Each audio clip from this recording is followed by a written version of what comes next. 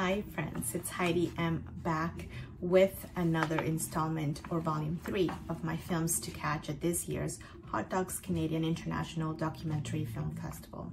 So in my picks from the last volume, I neglected to mention another film from the Canadian Spectrum program, which I think is really relevant to Canadians, Torontonians, but actually anyone in the world.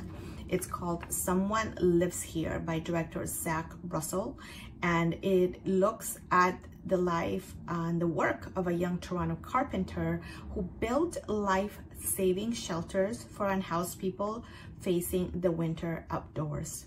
So his actions attracted international attention and acclaim, but also staunch opposition from city government. And I remember this very clearly.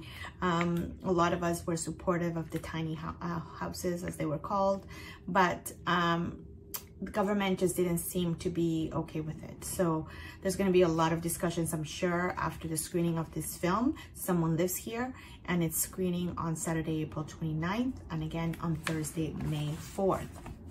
Moving forward, in terms of other programs in this year's festival, is the Artscapes program.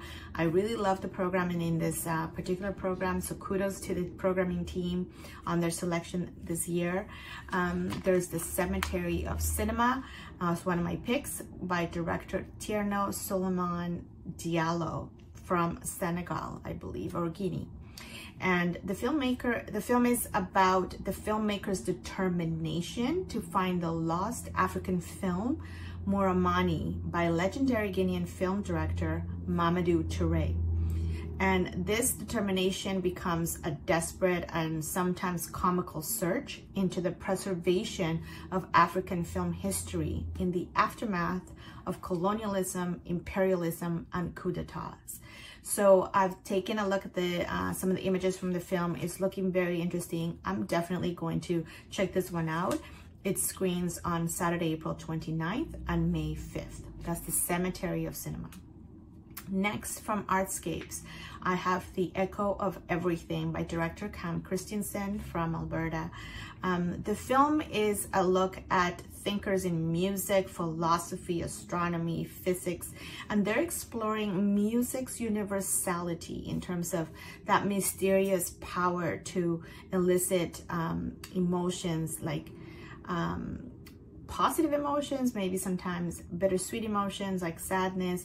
And the filmmaker also follows famed Spanish poet Federico Garcia Lorca and his imaginative theory of its spiritual origins in terms of music and ecstatic experiences. I really recommend this film.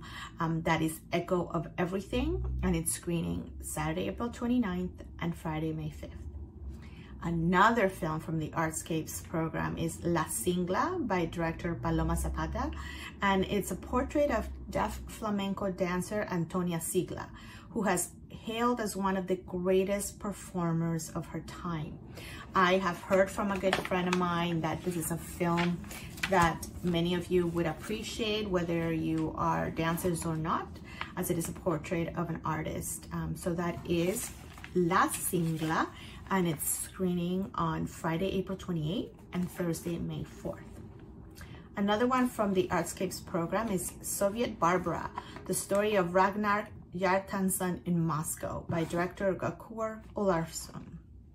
And so the synopsis of this film is in December 2021, Icelandic star Ragnar Yartansson, opens a Russian oligarch's museum by restaging the American soap opera Santa Barbara live. So if you've watched that soap opera, you probably have an idea of what's in store. In this film, you can witness the jaw-dropping avant-garde critique of the Soviet Empire play out on the eve of Putin's brutal invasion of Ukraine. Sounds quite interesting. So I am definitely looking forward to hearing what people have to say about this film. So that's Soviet Barbara, the story of Ragnar Yartansson in Moscow, and it screens Friday, April 28th and Thursday, May 4th.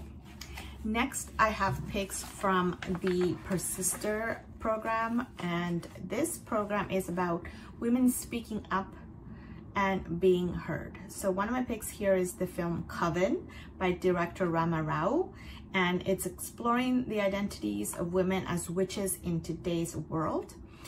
It focuses on 3 millennial women who are set out to discover if their ancestors' rituals and sacred places can help them channel their gifts and reclaim their power.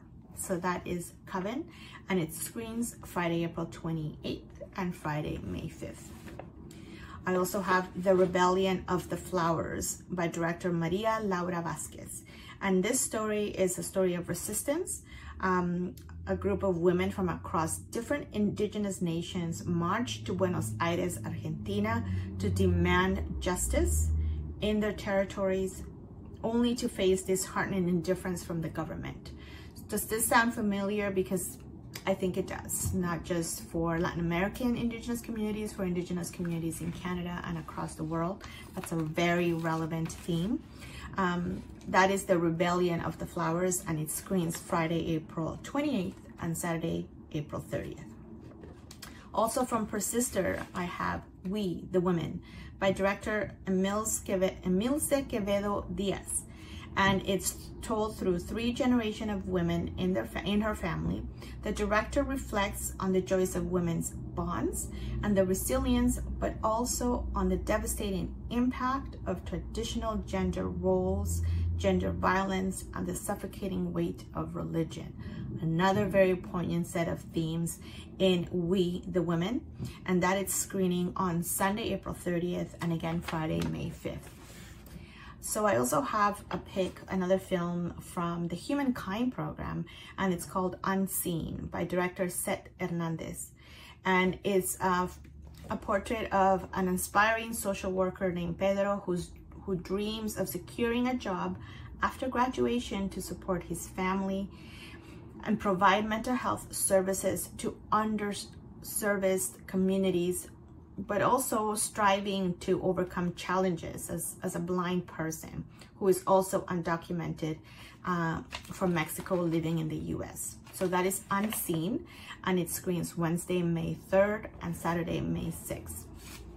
Next, I have from the Deep Dive program, The American Gladiators. So this program is about compelling episodic stories. And if you hear The American Gladiators and you think of the 90s, you're not wrong. If you know, it was a program that a lot of us watched as children.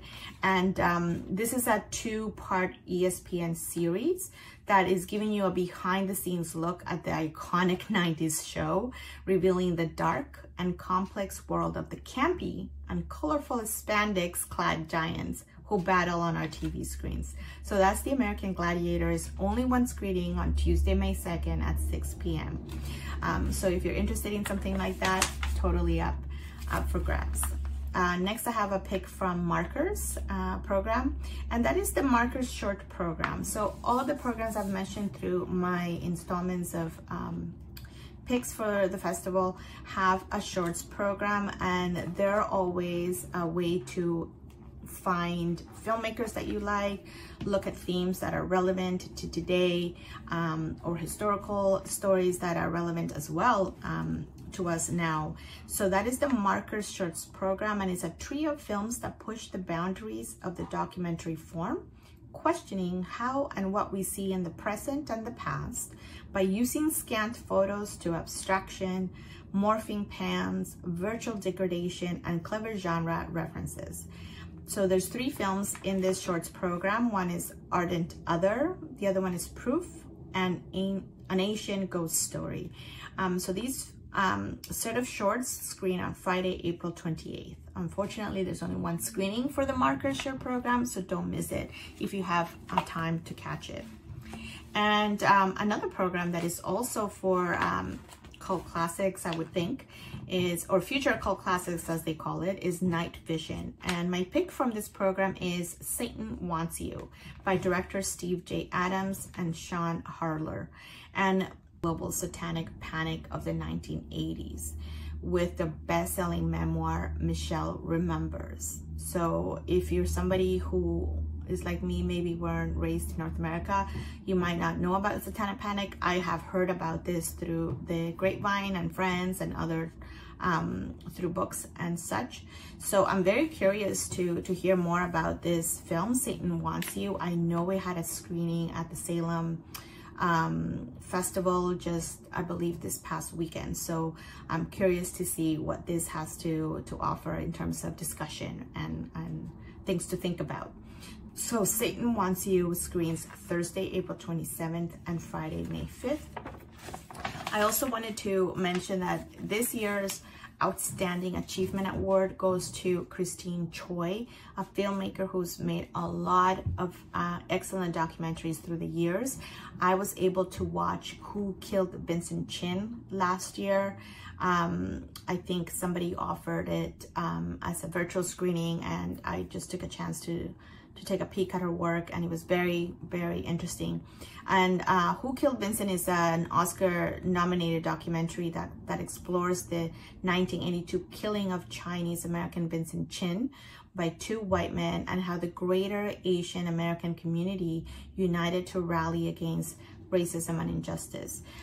That film is screening on Saturday, May 6th, but other films by Christine Choi will be screening throughout the festival, mostly May 4th, May 5th, 6th, and 7th. So that is in honor of Christine Choi Achievement Award. Again, so these are just some of my personal picks. There's a lot of other films and other programming available at this year's Hot Docs Festival. Another shout out to the shorts program. I think it's there's a lot of good short films at this year's festival again. So if you have a chance to catch a few or even one shorts program, I highly recommend it. All the information for the festival is available at hotdocs.ca.